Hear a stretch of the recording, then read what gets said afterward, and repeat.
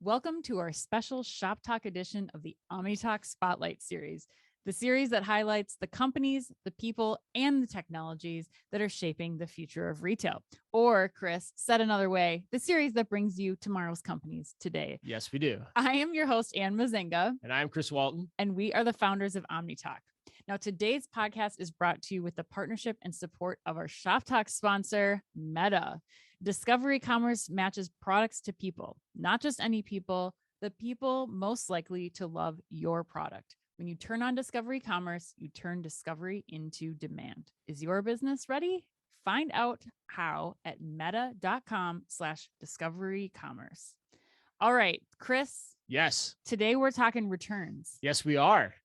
There's been quite an increase in online shopping. Just Everybody's been talking about Just that the last couple of years. It's a growing topic of importance. Growing topic, new customer expectations around service.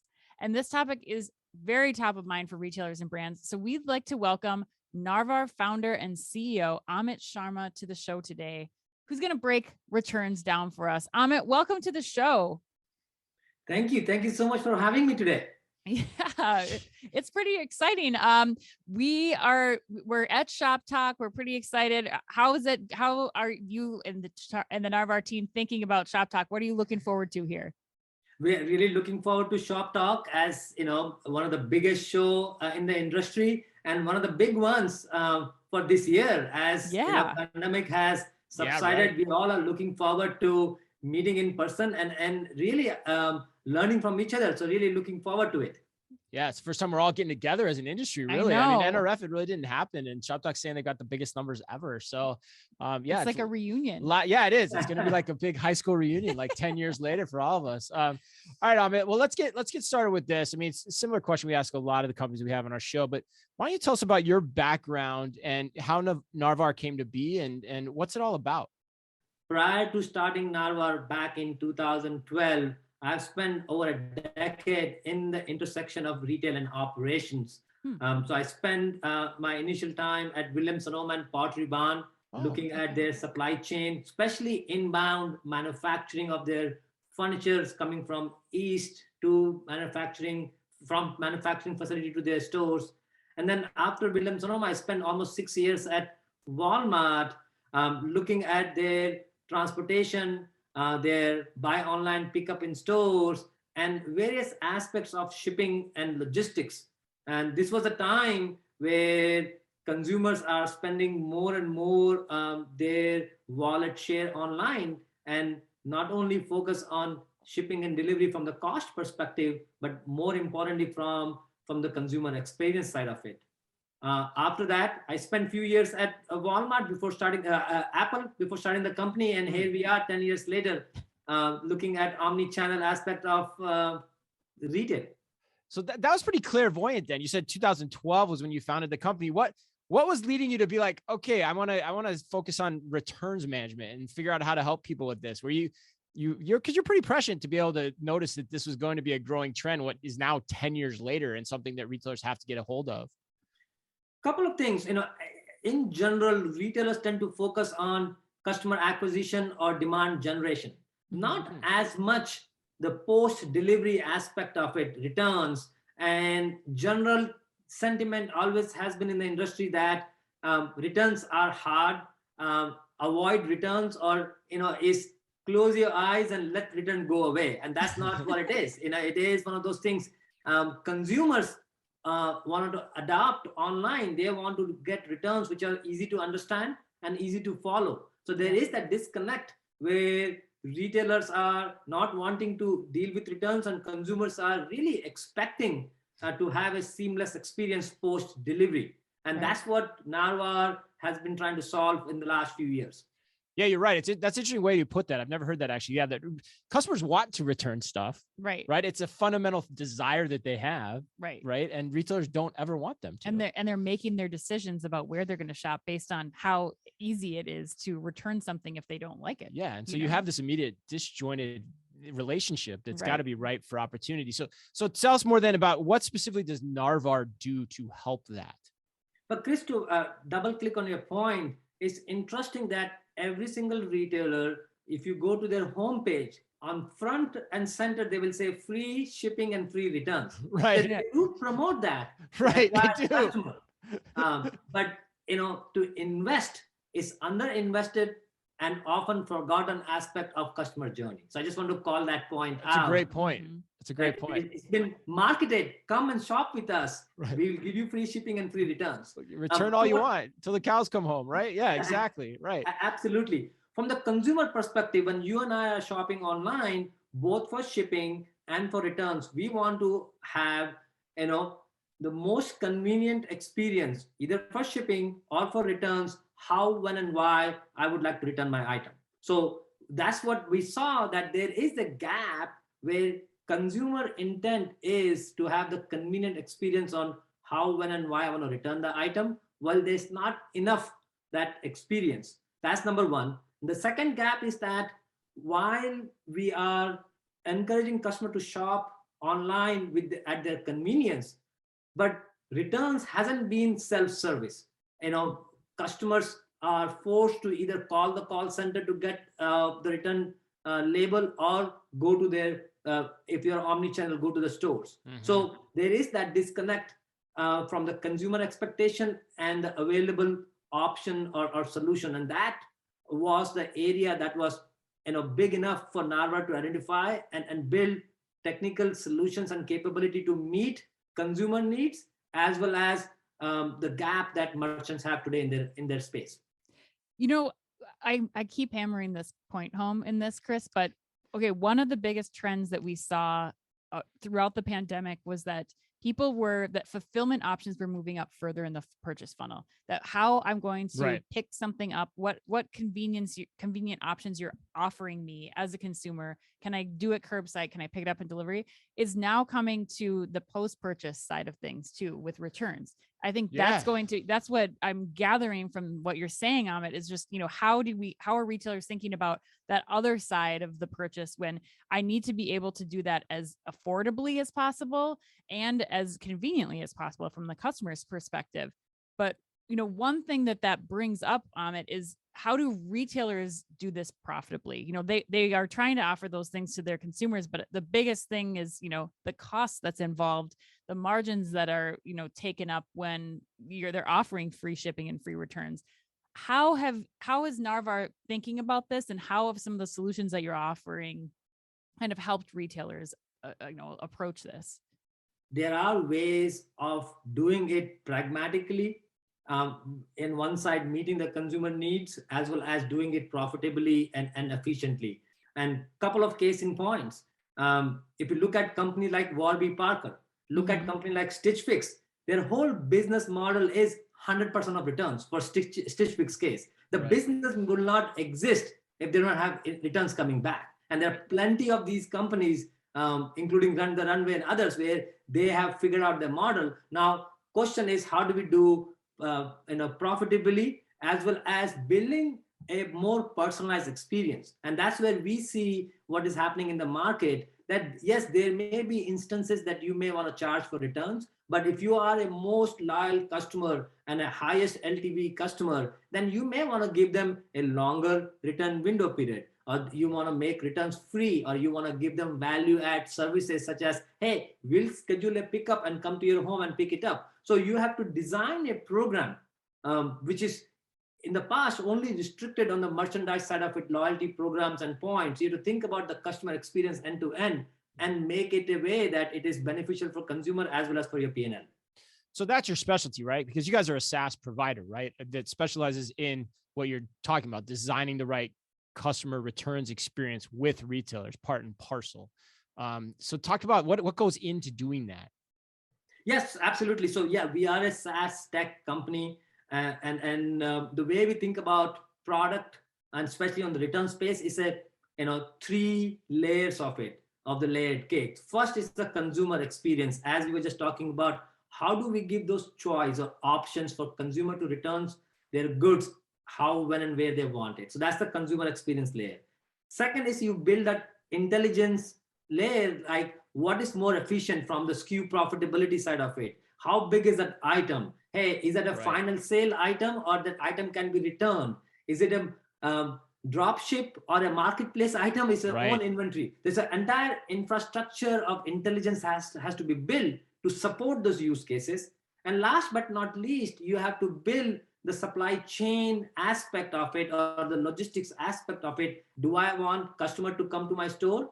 Great. If not, can I have a national carrier who can actually print a label, or can I dispatch a courier to come and pick it up, which is the final aspect of it, which is the first mile when it comes to returns. The first mile. Oh, that's cool. Yeah, I like that. God, you dropped a lot of knowledge on us. I know. Here, Amit. That's great. Okay, go ahead, Ann. So, Amit, how have retailers then been incentivizing customers to take that action, to be that first mile, to meet them, to bring returns to stores or pickup points that you've developed? So I think it's it's a well orchestrated and well thoughtful story for the most progressive retailers. So if you capture the customer's intent, it starts with the customer intent. If customer's intent is that, hey, I like the brand, I want to exchange it, then you give them the option, hey, we have a store nearby, you can come and you get your instant exchange, if that is something that customer is interested. If not, we can even do online exchange. We have seen for many brands where 15 to 25% of actual products that are supposed to be returning, they're actually exchanging it. So now merchants can see they can retain that GMV by offering online exchanges or bringing them to stores. So that's something that you can put in place. If you do want to offer other options and customer wants to return, then the question is that how do I do it efficiently and how I do it profitably? So in today's world where there is a constraint in supply chain, what we are hearing from the merchants that inventory is in short supply. So what merchants are actually now have a broader aperture. They're not looking at manufacturers and suppliers to get inventory. They're looking at your closet, they're looking at my closet and say, how do I get returns faster so that there's an opportunity cost today for not selling it? So that paradigm shift happened just last couple of years because there's not inventory in the market. So now, okay, if customer decided to return the item and there's no store nearby, what are the other efficient ways I can bring that inventory back quicker and faster and actually not lose that sales opportunity? So there are different ways that you can design and orchestrate the return strategy. So that's interesting too, because what if I extrapolate that, what you're saying is the retailers that have gotten behind e-commerce and gotten behind the principle of returns and how important they are to this whole operation probably have a leg up right now under the supply chain conditions that we currently find ourselves in as an industry, which is a point that I have never thought about before. I mean, we talk about the advanced omnichannel capabilities like curbside pickup, drive up, things like that. But the return side of this is not only being a better customer experience, but also actually being able to replenish your inventory when you don't have inventory. Is a really interesting point. In the same season, perhaps. Yeah, right. As quickly as possible. So, look, I mean, you guys also recently you announced, you had an announcement pretty big in the media. I remember seeing it about how you've gotten into home pickup service. Can you tell us a little bit about that and how that plays into what you've been talking about? Yeah, absolutely. I mean, if you look at consumer behavior, I see at my own household with my teenager daughter, she is willing to spend $8 on delivery for getting a $6 burrito. And that's what they're looking for as a convenience. So if you're buying something online, you would like to have a convenient returns experience as well. So subset of customers are actually looking for that convenient experience and they're even willing to pay for it. So that's another way you can balance out. It doesn't have to be free. If it is a premium experience, similar to same day delivery or next day delivery, merchants are charging for those premium services. You can offer a same day pickup or next day pickup and charge for it potentially. You meet the consumer need and you also do it profitably.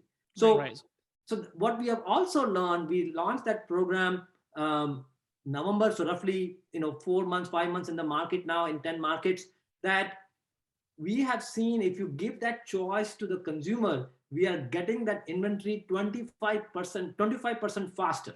So now you are able to replenish. So you are able to meet all the needs. You're able to meet consumer needs, also get the merchandise faster. And that was a really compelling reason for us to expand the program beyond the 10 cities to now, by end of this year, we're going to be operating in 100 cities nationwide.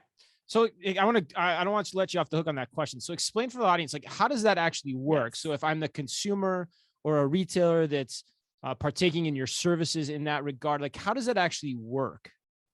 So today, I can give you the live example. So we have 125 retailers who are leveraging this service and offering live in the US right now. Okay. So typically the way it works, that if you bought something online and if you have that in a week or two to return that item, you go online and order on the website or on a mobile device and say, I want to initiate return, which is a completely self-service way of doing it. And once you authenticate yourself, you are given the choice of items that are eligible to return. Once you select the item that is ready, then you have a menu of choice. And that is managed and curated by the merchant. And merchant can say, you know what, if Anne lives in New York, you have 3 options. Come to our store, if that's a store nearby in certain radius. We have a pickup service, which could be paid or free, depending on the rules that merchant sets. And say, you know what, we can schedule a pickup next day, someone come to your home and pick it up. Or third option is that these are our carrier partners, whether it is UPS or FedEx or postal service. And these are the options to get a QR code that you don't have a printer at home, and you can simply go and scan that QR code and drop off your returns. Those are the menu of choices that merchants can configure, and the pickup is one of those choices. Got it. And so the retailer then is coordinated with some, well, I guess we call it first mile provider in this case, right? If I followed your train of thought correctly, to come to the house and coordinate that pickup and then take it wherever it needs to go, right? That's essentially how it's working, because you guys are the software powering all of this. The retailer is using its own network to decide who it wants to make that pickup or that first mile effort, right? That's how we think about this. Here's the beauty. Looking at the problem, and when we look at generally in supply chain, demand is so much higher than the supply. So we went the extra mile here and said, instead of you picking the couriers by different cities or regions or states, we will bring all that curated set of our carrier and courier partners in there. So it is a complete end-to-end solution where we can guarantee the quality, the on-time delivery, the communication, so that merchant doesn't have to worry about signing these dozens of couriers contract to enable that network nationwide. Could imagine, Right. And I'd love to hear your thoughts and perspective from you both on this topic. We have to also step back a little bit and see how the inventory and the SKU assortment is changing. Yep. And what is happening on upstream is not just own inventory. We have been seeing the drop ship, but last few years, significant expansion on the marketplace side of it. Right. So lot of now products and the merchandise that's being sold online by companies actually is not even own inventory. Now you're bringing that drop ship or marketplace items to a store. What are they going to do in their store? Plus, now the lines are 6 people deep, and you may be interested in buying. I'm in front of you trying to return 3 items, which is marketplace and dropship.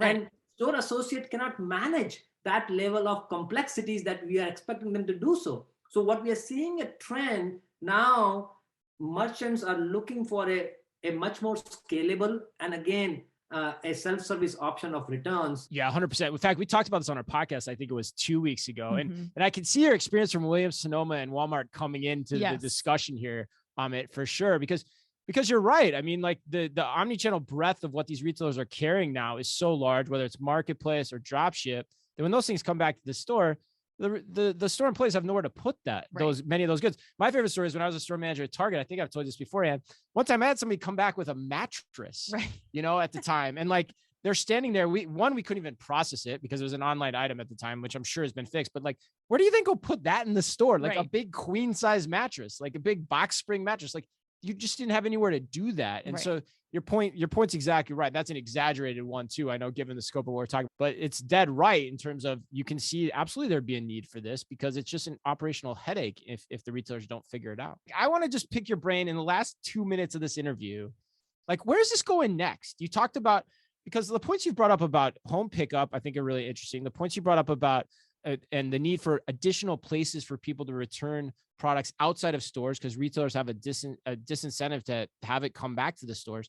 Where does it go next as you start talking 3 to 5 years out? What are you thinking about that we're not, as much as you're willing to share? Yeah, I mean, absolutely. It goes back to really understanding the customer journey and customer of the future, and really designing those touch points that really personalize those experiences for customers. They're looking for convenience, they're looking for instant gratification, and where I see returns going is that much more sophisticated and personalized.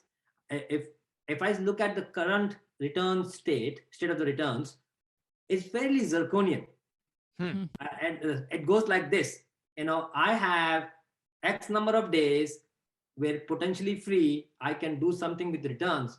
After that, good luck. You cannot do it. You're out of policy. You want to pay or you want to not pay. We can't support you. That's the today's policy. 30-day, either free or paid returns. That's what I can do. After that, nothing, which says that the customer journey literally stops after X number of days you purchase. And where we see it, you got to extend that customer touch point and design that returns as the a step before your repeat purchase. And that's what we see, a critical aspect of returns playing a role in having that continuous loop of omni-channel. That's fascinating. There's so many angles there. God, we're gonna have to have you back on at some point. That was, the marketing handles change, the experience even if you changes, can't, everything with that. Even if you can't do anything with that product, which they can't in most places anyway, like you still are getting somebody back into the store or re-engaging with the brand again. And maybe they, that product's worth $10 at that point in time. It's still $10 that they could put toward a new purchase that is much lower than the typical customer acquisition cost once they've left you. Yeah, I've been saying for 10, 15 years, returns are not a problem. They're an opportunity for all of retail if you harness this the right way. So Amit, it's been so great to have you on the show today. This is only the start of the conversation. I'm sure a lot of the listeners are going to want to continue this. If people want to get in touch with you to learn more about Narvar, what's the best way for them to do that, especially while they're here at Shoptalk? Well, as you mentioned, we have having a little bit of a reunion party. Yes. We have our booth and we will be present at Shoptalk. Love to continue conversation in person at our booth or at any networking session.